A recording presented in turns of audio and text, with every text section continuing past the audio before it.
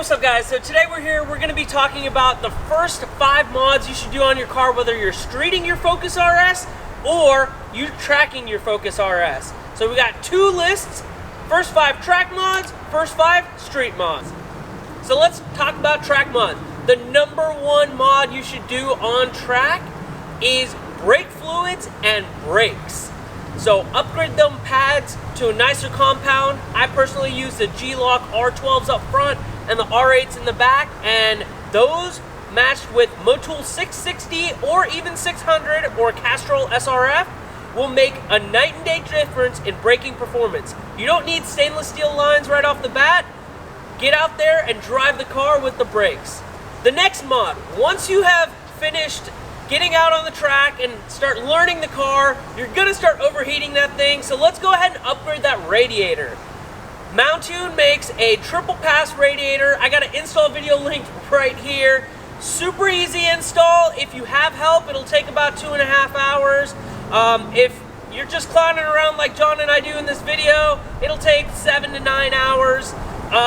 Just make sure you upgrade that radiator and run a full water solution if you live in an area where you don't have to deal with freezing during your track season.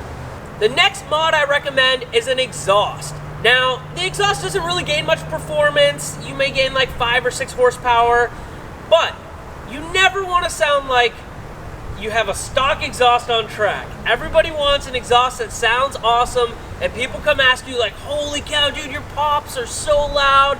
They sound so cool. Yeah, exhaust. Yes, the car has pops and crackles from factory, but when you get an exhaust, they are astronomically louder. Check out this video right here, and you will see how loud the exhaust actually is with my AWE switch path exhaust. Alright, now the next thing I recommend is going to be contested by some, but it's coilovers. Once you've been tracking for a while, you'll quickly learn that yes, the factory suspension is pretty solid, and you can get some really good times. Just so you know, as the car sits right now, I'm still on stock suspension, and I was able to shave over 5 seconds off of my first track time down to where I am right now. However, I am getting suspension very soon. I'm going to be running Fortunato 510s. That's their adjustable enthusiast grade suspension, and we're going to be running that as that is my next mod to gain time on track. Alright, so now here's the last mod that I recommend for when you're tracking your car. Now this particular mod will be very heavily contested by a lot of people, and I actually mentioned it in my track cost video that you don't have to do it. However, I think it's a huge one. Unsprung mass. Upgrade your wheels and buy new tires. Pick up the lightest wheels you can. There's a video right here that you'll see with my track setup, and I'm actually running the Koenig Hypergrams. They're 17.8 pounds. They're 18 by 8.5 inch wide. So I can run 255, 35, 18s on this car without spacers, without rubbing, without anything at all using those particular rims. Those rims are only $7.99. Discount Tire often runs a special on those Hypergrams every summer, and that price even drops another $100, and you can pick those up with some tires. Now let's talk about tires. Everyone will say 200 tread wear is the best tire you should get, and the reason most people say that is when you're doing HPDE, 200 tread wear will get you into most events, and if you start doing competitive, it'll also help you with competitive. Now, I personally run the S007As by Bridgestone. They're a little baby brother to the RE71Rs that everybody knows and loves and swears by. So grab these S007As. I currently have 5 events, full track events on them, and they're still not completely worn out. I think I'd probably be able to get 2 or 3 more out of them. So I'm really excited to get a couple more events out of them, and you guys should definitely pick up rims and tires if you're going to be dedicated tracking your Focus RS. Alright, so a lot of my viewers don't necessarily track their cars, so here is the top 5 mods for a street RS. Now this is for an RS that you daily, this is for an RS that, you know, you want it to stay within warranty and you want to do as many mods as you can. Here we go. So my first recommendation is to get an exhaust. Within 2 months of purchasing this car, I picked up an exhaust. I picked up the AWE switch path, gives you a remote, to turn the exhaust on and off so it's not controlled by sport mode anymore, and it makes a night and day difference.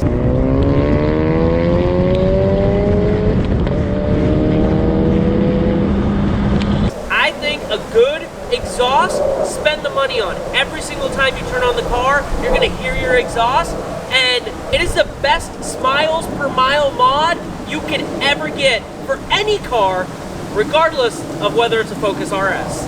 The next mod I would recommend is an intake. Now, a lot of people love to be able to hear the turbo a little bit more. When you get an exhaust, you'll be able to hear the turbo spool a little bit more and whine, but now if you get an intake, you will be able to hear it whistle. And some people don't like the RS whistle. However, you will be able to hear a lot more of the motor, and it's not annoying, and it doesn't drone or make any weird noises while you're in the cabin. So my next recommended mod would be to get an intake. Now, I personally don't have an intake because this is my track-focused car.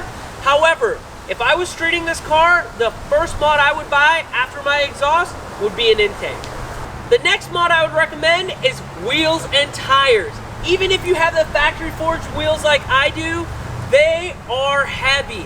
At almost 22 pounds and being 19-inch wheels, tires are more expensive on 19s, and on a Focus RS, you don't need the 19s. We don't have crazy large wheel wells.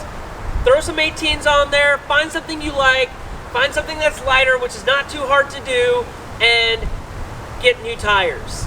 The next thing I would recommend has two options for you to choose. Either get coilovers or get springs.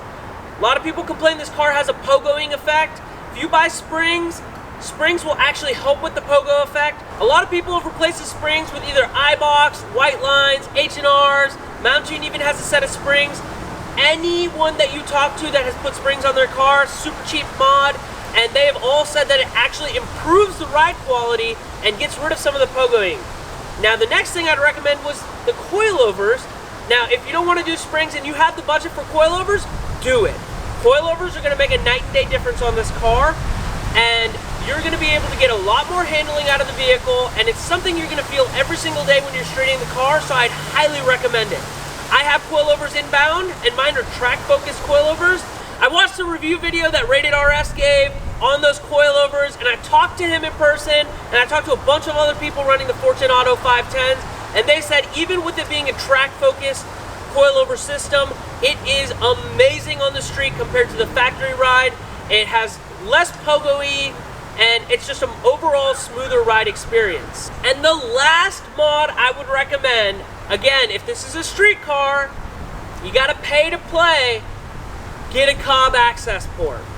You don't need to get an intercooler right away. You don't need to get all of these other things. Buy a Cobb access port and enjoy the car with the added power. Get it tuned. I'm tuned by JST Performance. This tune is a beast. I have raced RSs on track that are completely stock, and my RS pulls away really quickly. I have an additional 60 horsepower to the wheels and about 100 foot-pounds of torque. I'm at roughly 350 wheel horsepower and roughly 400 foot-pounds of torque with just a tune. I'm running a stock intake, and I do have an upgraded intercooler, but that's only because my factory one got hit on the highway and started leaking. Insurance replaced it, and they were like, oh, you can buy an aftermarket one if it's cheaper. So I went the aftermarket route.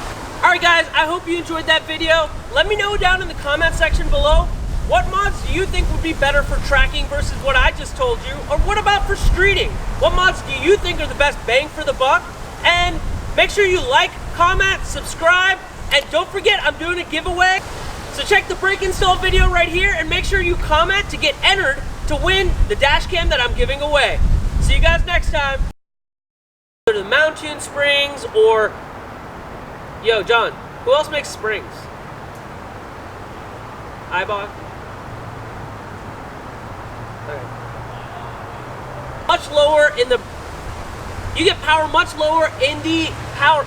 I hope you guys enjoyed that video. I got my 5 mods for track cars and 5 mods for street cars. I want you to comment down below and let me know what mod do you think you would switch out if you were tracking your car versus what you would do if you were streeting your car. That was a mouthful. Man, everyone's can get up in here. Come on. Yeah, they're backing away.